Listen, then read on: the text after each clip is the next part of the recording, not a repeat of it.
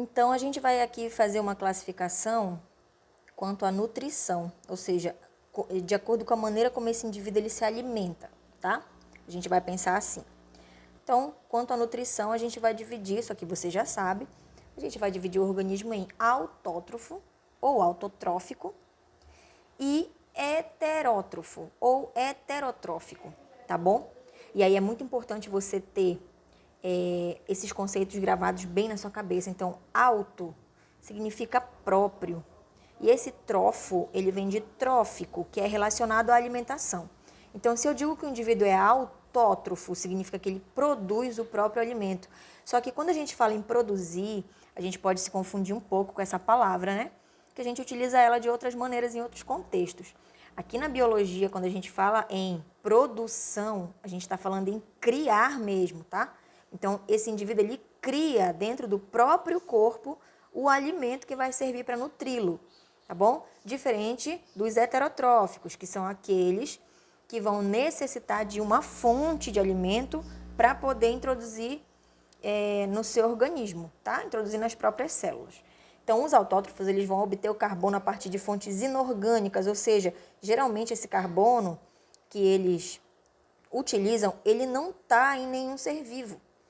Ou ele está no solo, ou ele está no ar atmosférico, tá? E eles vão retirar e vão transformar, através de uma reação química, isso em moléculas orgânicas, tá? Quando o indivíduo não é capaz de fixar o carbono e precisa de uma fonte orgânica, ou seja, aquela fonte de carbono ela já está fixada em algum ser vivo. E aí ele vai lá e se alimenta daquele ser vivo. Então, a gente vai e chama ele de heterotrófico ou heterótrofo, tá? Hétero, diferente, trofo, de alimento. Então, é uma fonte diferente de alimento. O autotrófico é aquele que produz a própria fonte de alimento. Ele cria a própria fonte de alimento a partir do próprio organismo dele, tá? Essa fonte de carbono, ela não é necessariamente uma fonte de energia. Então, você também vai ter indivíduos que obtêm energia da luz, e são os fototróficos, tá bom? E também os quimiotróficos, que são aqueles que vão utilizar fontes a partir de reações de oxidação. Ele vai fazer reações químicas e vai obtendo o alimento dali, tá bom? E são capazes de fixar o carbono. Fixar o carbono, que a gente fala, é pegar esse carbono, tá? É retirar esse carbono de algum lugar e fixar no próprio corpo. Então, aqui a gente tem um quadro resumido, onde ele mostra como a gente vai classificar o indivíduo quanto à fonte de carbono. Então, se essa fonte de carbono do indivíduo ela é uma fonte inorgânica, ele utiliza uma fonte inorgânica, eu vou chamar para ele de autótrofo. Se ele utiliza uma fonte orgânica, então ele é heterótrofo ou heterotrófico, tá?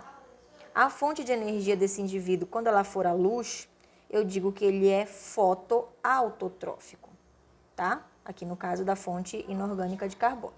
E quando ele utiliza a fonte de energia química, ele é quimioautotrófico ou quimioautótrofo, tá bom? As palavras são complicadas mesmo, trava a língua mesmo. Quando o indivíduo utiliza uma fonte orgânica de carbono e a sua fonte de energia é a luz, ele é fotoheterotrófico. Quando ele utiliza uma energia química, ele é chamado de quimioheterotrófico. Nesse caso aqui, ele vai usar a luz como fonte de energia, tá? Mas ele não vai ter a capacidade de converter essas moléculas, tá bom? Então, aqui nessa fonte de energia, nesse fotoheterotrófico, a gente está falando também de algumas bactérias específicas, tá bom, pessoal? Então, aqui, ó, a gente vai resumir os reinos assim. Monera, tá? Contém organismos procariontes, autótrofos ou heterotróficos. Por quê? Aqui em cima, ó, a gente vai ter tanto indivíduos do reino Monera aqui, nos heterotróficos, quanto aqui. Então, eu posso dizer que eles estão contidos nos dois tipos quanto à nutrição. O reino Plantae vai ter os indivíduos pluricelulares fotossintetizantes, então eles são autotróficos. Animalia são aqueles pluricelulares heterótrofos, nós, certo? O fungi, onde você também vai ter indivíduos heterotróficos, mas você vai poder dividi-los em unicelulares ou pluricelulares e eles vão ser decompositores. Isso significa que eles precisam de matéria em decomposição para poder se alimentar. Então, automaticamente, eles são heterotróficos. Os protistas, eles podem ser qualquer coisa, né? Menos eucariontes, tá bom? E além dos reinos, a gente vai ter outras categorias. Então, o reino, ele vai ser uma categoria bem abrangente, certo? Então, observem aqui que a abrangência, ela vai vir sempre, o agrupamento ele vem do maior para o menor, tá? Eu posso dizer, por exemplo, que todo primata faz parte da classe dos mamíferos? Posso. Posso porque acima da categoria dos primatas, que é a classe, acima da categoria deles eu vou estar agrupando muitos indivíduos, né? Agora, eu posso dizer que todo hominídeo faz parte do gênero Homo? Não, né? Porque para baixo a gente já vai estar sendo mais específico. Então, todos os primatas estão nesse agrupamento anterior, tá? Nessa classificação anterior. Mas todos os primatas vão ser hominídeos? Não. Todos os primatas fazem parte do gênero Homo? Não. Mas todo indivíduo do gênero Homo faz parte da família Hominídea. Todo indivíduo da família Hominídea está contido nos primatas. Todos os primatas estão dentro da classe mamália. Todos os mamíferos são cordados, tá? Todos os cordados são animais e todos os animais estão dentro do domínio Eucária, entendeu? Mas eu não posso fazer isso trazendo de cima para baixo, sempre tem que ser de baixo para cima. Porque quando eu vier diminuindo, quando eu vier baixando essas categorias, ela vai ficando cada vez mais específica até chegar no gênero e espécie, tá? Que seriam esses dois últimos aqui. E esses dois últimos, eles vão compor o nome desse indivíduo, o nome dessa espécie. Que ela vai ser formada pelo gênero, que é o Homo, ó, tá aqui.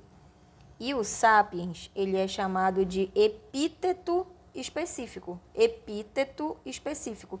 Então, para eu formar o nome científico do indivíduo, eu vou juntar o gênero e a espécie, né? Que vai ser esse último nome, que é chamado de epíteto específico.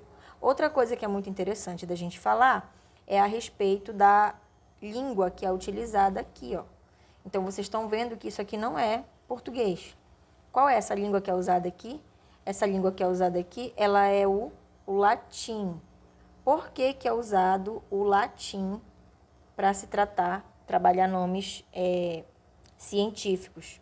Por ser uma língua que não é usada em lugar nenhum. Ela é uma língua morta. Por ser uma língua morta, a gente não vai ter nenhum tipo de divergência.